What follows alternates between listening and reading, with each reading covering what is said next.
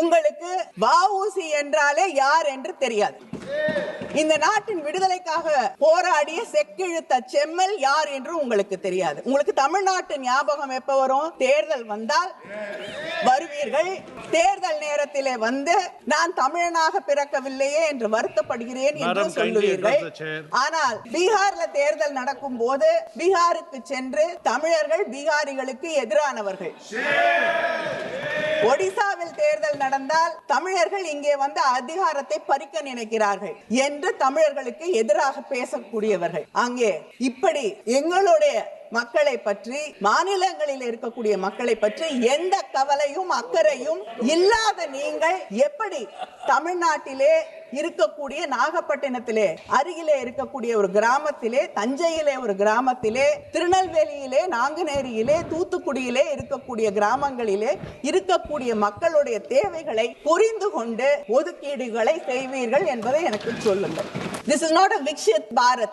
It is a vexed Bharat, because in every bill you try to impose Hindi and Sanskrit on people of South India, and just try, why don't you name one bill in any South Indian language?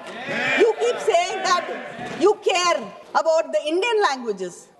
Can you tell us about one bill? இது வளர்ச்சி பாரதம் இல்லை, விபரீத பாரதம், வஞ்சிக்கப்படும் பாரதம், தொழிலாளர் விரோத அரசு. விவசாய தொழிலாளர்களுக்கு எதிராக கொண்டு வரப்பட்டிருக்கக்கூடிய இந்த மசோதாவை நான் திராவிட முன்னேற்ற கழகத்தின் சார்பிலே முற்றிலுமாக மறுதலிக்கிறேன், எதிர்க்கிறேன். இப்பொழுது இந்த மசோதா அதிகாரத்தை கொண்டு போய் ஒன்றிய அரசாங்கத்தின் கையிலே குவிக்கக்கூடிய ஒரு மசோதாவாக மாற்றப்பட்டிருக்கிறது. You should understand, federalism is sharing power, not hoarding power. அதிகார குவிப்பு இல்லை என்பதை நீங்கள் புரிந்து கொள்ள வேண்டும். விவசாயம் என்ன என்பதன் அடிப்படையை நாம் புரிந்து கொள்ள வேண்டும். விதைக்கக்கூடிய நேரம், நாற்று நடக்கூடிய நேரம், இந்த நேரத்தை தவிர அந்த 60 நாட்களிலே ஓரிரண்டு நாட்களை தவிர விவசாய தொழிலாளிகளுக்கு வேறு எந்த நாட்களிலும் வேலை கிடையாது. 60 நாள் வேலை இல்லை என்றால் அந்த தொழிலாளிகளுடைய நிலை என்ன என்று சற்று நேரமாவது சிந்தித்து பார்த்திருக்கிறீர்களா? நீங்க ஆட்சிக்கு வந்த பிறகு ஏதாவது ஒரு ஆண்டாவது 120 நாட்கள் வேலை எந்த மாநிலத்திலாவது வழங்கி இருக்கிறார்களா? இல்லை. 40, 46 இதை தாண்டுவது கிடையாது. அப்படிப்பட்ட சூழ்நிலையிலே எங்கள் ஊர் பக்கம் ஒரு சொல்வடை சொல்வார்கள், கூரை ஏறி கோழி பிடிக்க முடியாது, வானம் ஏறி வைகுண்டம் போவது எப்படி என்று. இதுதான் இங்கே இருக்கக்கூடிய நிலை. இதையெல்லாம் தாண்டி வெட்கப்படக்கூடிய ஒன்று, மகாத்மா காந்தி அவர்களுடைய பெயரை எடுத்திருக்கிறீர்கள். தந்தை பெரியார் அவர்கள், மகாத்மா அவர்கள் இறந்த போது இந்த தேசத்திற்கு மகாத்மா माननीय श्रीमती के Kanimozhi madam. Thank you, sir. Thank you, sir. The Supreme Court of India in 1985 said, the right to life includes the right to live with human dignity and all that goes along with it.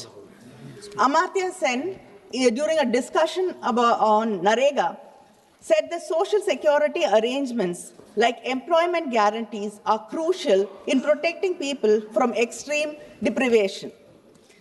The Vikshit Bharat Gram Ji bill, which is being brought today, takes away human dignity, and also it fails to protect the legal right of our people to work.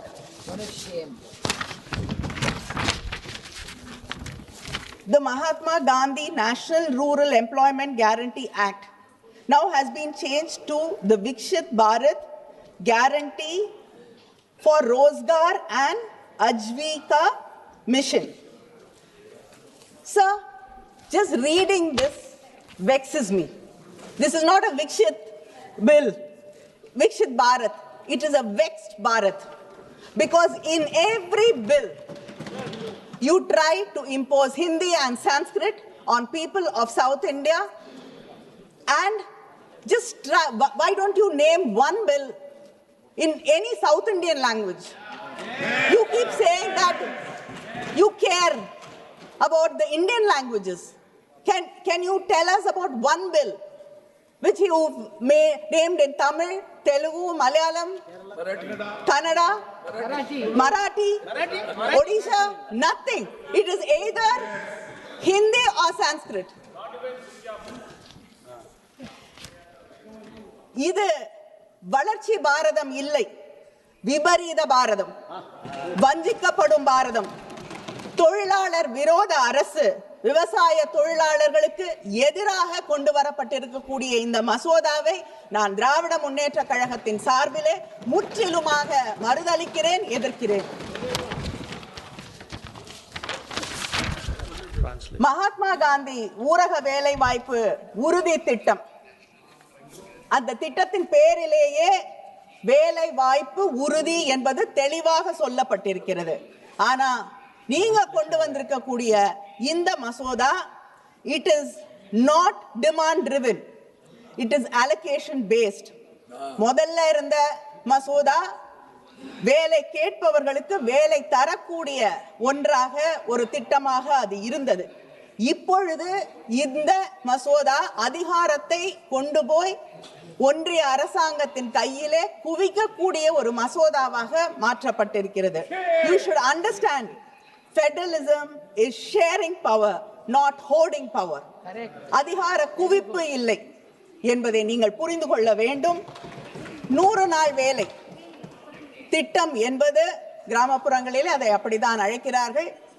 அந்த திட்டத்தின் வழியாக இந்த நாடு முழுவதும் கிராமப்புறங்களிலே இருக்கக்கூடிய முதியவர்கள், வேறு வேலைக்கு செல்லக்கூடிய வாய்ப்பு இல்லாதவர்கள், பெண்கள், ஏன் மாற்றுத்திறனாளிகள், இவர்களுக்கெல்லாம் வேலை வாய்ப்பு வழங்கப்பட்டது.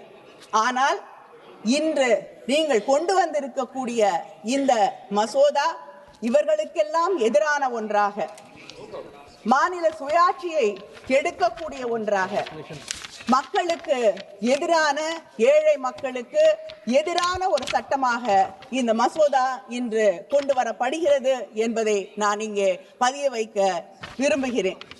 The central government section 4(5) இந்த பில்ல, central government shall determine the state-wise normative allocation for each financial year based on objective parameters as may be prescribed by the central government. ஒன்றிய அரசாங்கம் யாருக்கு, எந்த மாநிலத்திற்கு எவ்வளவு வேலை வாய்ப்புகளை வழங்கலாம் என்று நீங்கள் தீர்மானிப்பீர்கள். எந்த பகுதியிலே இருக்கக்கூடிய மக்களுக்கு எவ்வளவு வேலை வழங்கப்படும் என்பதை நீங்கள் தீர்மானிப்பீர்கள். உங்களுக்கு வஉசி என்றாலே யார் என்று தெரியாது. இந்த நாட்டின் விடுதலைக்காக போராடிய செக்கிழுத்த செம்மல் யார் என்று உங்களுக்கு தெரியாது. உங்களுக்கு தமிழ்நாட்டு ஞாபகம் எப்ப வரும்? தேர்தல் வந்தால் வருவீர்கள். தேர்தல் நேரத்திலே வந்து நான் தமிழனாக பிறக்கவில்லையே என்று வருத்தப்படுகிறேன் என்று சொல்லுவீர்கள். ஆனால் அதே நேரத்திலே பீகார்ல தேர்தல் நடக்கும் போது பீகாருக்கு சென்று தமிழர்கள் பீகாரிகளுக்கு எதிரானவர்கள். ஒடிசாவில் தேர்தல் நடந்தால் தமிழர்கள் இங்கே வந்து அதிகாரத்தை பறிக்க நினைக்கிறார்கள் என்று தமிழர்களுக்கு எதிராக பேசக்கூடியவர்கள். அங்கே இப்படி எங்களுடைய மக்களை பற்றி, மாநிலங்களில் இருக்கக்கூடிய மக்களை பற்றி எந்த கவலையும் அக்கறையும் இல்லாத நீங்கள் எப்படி தமிழ்நாட்டிலே இருக்கக்கூடிய, நாகப்பட்டினத்திலே அருகிலே இருக்கக்கூடிய ஒரு கிராமத்திலே, தஞ்சையிலே ஒரு கிராமத்திலே, திருநெல்வேலியிலே, நாங்குநேரியிலே, தூத்துக்குடியிலே இருக்கக்கூடிய கிராமங்களிலே இருக்கக்கூடிய மக்களுடைய தேவைகளை புரிந்து கொண்டு ஒதுக்கீடுகளை செய்வீர்கள் என்பதை எனக்கு சொல்லுங்கள்.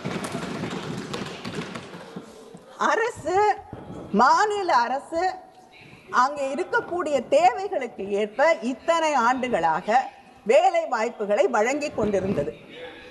இன்று அந்த உரிமையையும் எங்களிடம் இருந்து பறித்து கொள்ளக்கூடிய ஒரு மசோதா, நீங்க கொண்டு வர அத்தனை மசோதாக்களிலும் மாநில உரிமைகள், மாநில சுயாட்சி என்பது அழிக்கப்படுகிறது, ஒழிக்கப்படுகிறது என்பதை நான் இங்கே பதிவு செய்கிறேன். அது மட்டும் இல்லாமல் இன்னொன்று, இங்கே இத்தனை ஆண்டுகளாக, இப்ப பேசிய மௌவா அவர்கள் குறிப்பிட்டது போல, இத்தனை ஆண்டுகளாக அங்கே சம்பளம் என்று நிர்ணயிக்கப்பட்டிருப்பது முழுமையாக ஒன்றிய அரசாங்கத்தால் ஏற்றுக்கொள்ளப்பட்டது. நாங்கள் கொண்டு வந்த யூபிஏ அரசாங்கம் கொண்டு வந்த திட்டத்தின் வழியாக அதுதான் செயல்படுத்தப்பட்டு வந்து கொண்டிருந்தது. ஆனால் இப்பொழுது இந்த மசோதா 60-40 என்ற அந்த விகிதத்தை மாற்றி அமைத்திருக்கிறது. இவ்வளவு நாள் கொடுக்க வேண்டிய சம்பளத்தை எந்த காலகட்டத்திலும் பிஜேபி அரசு இல்லாத, ஆட்சியில் இல்லாத மாநிலங்களில் சரியான நேரத்திற்கு வழங்காத நீங்கள், உங்களை நம்பி இப்பொழுது நீங்கள் அந்த சம்பளத்தை சரியாக வழங்குவீர்கள் என்ற எந்த நம்பிக்கையில் நாங்கள் இருக்க முடியும்? அது மட்டும் இல்லாமல் 75 பொருட்களுக்கு மட்டும் என்று இருந்தது இன்று மாற்றப்பட்டு 75% நீங்கள் வழங்குவீர்கள், மாநில அரசு 25% பொருட்களுக்கான செலவை வழங்கும் என்ற இந்த நிலையை மாற்றி இன்று முற்றிலுமாக அதை 60-40 என்று மாற்றுவதற்கான காரணம் என்ன? அது மட்டும் இல்லை, வேலை வாய்ப்புகளை ஒரு மாநில அரசாங்கம் அதிகரித்து தந்தால் அந்த செலவை நாங்களே ஏற்றுக்கொள்ள வேண்டும் என்ற ஒரு மசோதாவை கொண்டு வந்திருப்பது எப்படி நியாயமாகும் என்று கேட்கிறேன். ஏனென்றால் தொடர்ந்து மாநிலங்களுக்கு வழங்கப்படும் நிதியை நீங்கள் குறைத்து கொண்டே வந்து கொண்டிருக்கிறீர்கள். What has to be devolved to the states has been reduced. 89% இன்று 79% அது குறைக்கப்பட்டிருக்கிறது. செஸ்ஸிலிருந்து வரக்கூடிய நிதியை ஒவ்வொரு ஆண்டும் அதிகமாக எடுத்துக்கொண்டிருக்கக்கூடியவர்கள் நீங்கள். மாநிலங்களுக்கு வரவேண்டிய வருமானம் குறைக்கப்படக்கூடிய அதே நேரத்திலே செலவுகளை இங்கே இருக்கக்கூடிய அரசு அதிகரித்து கொண்டே போகக்கூடிய ஒரு சூழலை நாம் பார்த்து கொண்டிருக்கிறோம். 60-40 சொல்கிறீர்கள். நான் கேட்கிறேன், பிரதான் மந்திரி ஆவாஸ் யோஜனா, பிரதமரின் வீடு கட்டக்கூடிய திட்டம், பேரு பிரதமருடைய பேர்ல இருக்கு. ஆனா உண்மையிலேயே 61% பணத்தை, நிதியை வீடு கட்டுவதற்கு வழங்குவது மாநில அரசு. நீங்க கொடுக்கிறது 39% மட்டும்தான். பிரதான் மந்திரி மத்ஸ்ய சம்பதா யோஜனா ஒன்றிய அரசாங்கம் வழங்குவது 27%, தமிழ்நாடு அரசாங்கம் வழங்குவது 73%. முதியோர் உதவித்தொகை 1000 ரூபாய்க்கு மேலாக வழங்குவது எங்களுடைய அரசு, நீங்க கொடுக்கிறது 200 ரூபாய். ஜல்ஜீவன் மிஷன் 50% என்று சொன்னீர்கள். ஆனால் உண்மையிலேயே தமிழகம் 55% அந்த திட்டத்தை நிறைவேற்றுவதற்காக வழங்கி கொண்டிருக்கிறது. இப்படி ஒவ்வொரு திட்டத்திலும் எங்களை, மாநிலங்களை வஞ்சித்துக் கொண்டிருக்கக்கூடிய ஆட்சி இந்த மசோதாவின் வழியாகவும் மறுபடியும் மக்களையும் மாநிலங்களையும் வஞ்சிக்க தொடங்கி இருக்கிறீர்கள். இதையும் ஒரு வாய்ப்பாக நீங்கள் பயன்படுத்தி கொண்டிருக்கிறீர்கள் என்பதை நினைக்கும் போது வருத்தமாக இருக்கிறது, வெட்கமாக இருக்கிறது. 60 நாள் when peak agricultural activity இருக்கக்கூடிய அந்த நேரத்திலே வேலை கிடையாது என்று சொல்கிறீர்கள். விவசாயம் என்ன என்பதன் அடிப்படையை நாம் புரிந்து கொள்ள வேண்டும். விதைக்கக்கூடிய நேரம், நாற்று நடக்கூடிய நேரம், இந்த நேரத்தை தவிர அந்த 60 நாட்களிலே 1-2 நாட்களை தவிர விவசாய தொழிலாளிகளுக்கு வேறு எந்த நாட்களிலும் வேலை கிடையாது. 60 நாள் வேலை இல்லை என்றால் அந்த தொழிலாளிகளுடைய நிலை என்ன என்று சற்று நேரமாவது சிந்தித்து பார்த்திருக்கிறீர்களா? உங்கள் மனசாட்சியை தொட்டு கேட்கிறேன். 2 நாள் வேலை செய்யக்கூடிய அந்த சூழலிலே 60 நாட்கள் வேலை இல்லை என்றால் அவர்களுடைய நிலை என்ன ஆகும் என்று சிந்தித்து பாருங்கள். அது மட்டும் இல்லை, இது கூலிக்கான ஒன்று இல்லை. அதை தாண்டி the negotiating power which a worker has is completely destroyed. அதை சற்றாவது சிந்தித்து பார்த்திருக்கிறீர்களா என்று கேட்கிறேன். அதை தாண்டி எங்களுடைய யூபிஏ அரசாங்கம் இந்த திட்டத்தை கொண்டு வந்த போது ஒரு அக்ஷய பாத்திரத்தை அங்கே இருக்கக்கூடிய விவசாய தொழிலாளர்களின் கைகளிலே வழங்கியது. நீங்கள் அதை பிடுங்கிக் கொண்டு ஒரு பிச்சை பாத்திரத்தை வழங்கி கொண்டிருக்கக்கூடியது வெட்கப்படக்கூடியது, வேதனைப்படக்கூடியது என்று நான் தெரிவித்துக் கொள்கிறேன். 125 அமைச்சர் கூட சொன்னார் 125 நாட்கள் வேலை தருகிறேன் என்று. महोदय विकसित भारत रोजगार और आजीविका के लिए गारंटी 125 நாட்கள் வேலை என்று சொல்லியிருக்கிறீர்கள். உங்களுடைய நீங்க ஆட்சிக்கு வந்த பிறகு ஏதாவது ஒரு ஆண்டாவது 100 நாட்கள் வேலை எந்த மாநிலத்திலாவது வழங்கி இருக்கிறார்களா? இல்லை. 40, 46 இதை தாண்டுவது கிடையாது. அப்படிப்பட்ட சூழ்நிலையிலே எங்கள் ஊர் பக்கம் ஒரு சொல்வடை சொல்வார்கள், கூரை ஏறி கோழி பிடிக்க முடியாது, வானம் ஏறி வைகுண்டம் போவது எப்படி என்று. இதுதான் இங்கே இருக்கக்கூடிய நிலை. இதையெல்லாம் தாண்டி வெட்கப்படக்கூடிய ஒன்று. மானனீய ஸ்ரீ மகாத்மா தினேஷ் காந்தி சர்மா அவர்களுடைய பெயரை எடுத்திருக்கிறீர்கள். மானனீய ஸ்ரீ தினேஷ் தந்தை சர்மா பெரியார் அவர்கள், மகாத்மா அவர்கள் இறந்த போது இந்த தேசத்திற்கு மகாத்மா. धन्यवाद सभापति महोदय।